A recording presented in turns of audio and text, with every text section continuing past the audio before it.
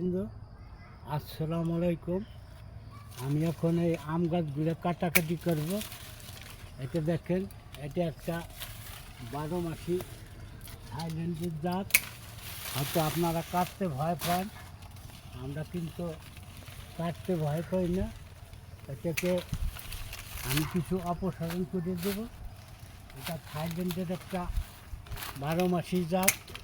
দেখেন আমি কিভাবে কাটছি। আপনারা হয়তো কাটতে ভয় পান। প্রিয় দর্শকবৃন্দ, এটা কিছুদিনের ভিতরে হয়তো বইল আসবে। আপনারা ধৈর্য সহকারে ভিডিওটি না দেখলে মিস করবেন। আপনারা ধৈর্য সহকারে দেখেন। আমি অনেক গাছ একটু কাটাকাটি করব।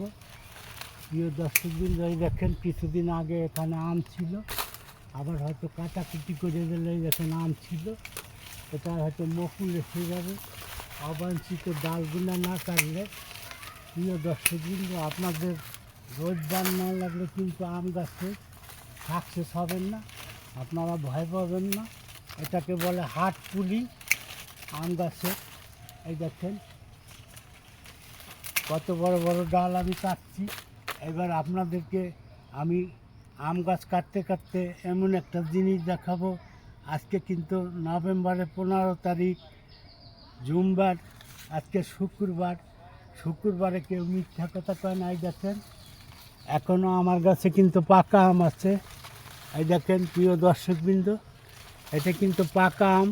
হয়তো অনেক আম ছিল চোরে খেয়ে ফেলানোর সুবাদে আপনাদের আমি অনেক আম দেখাতে পারি না।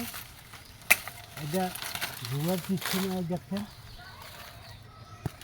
এই যে আমটা দেখেন, এই যে পড়ে গেল।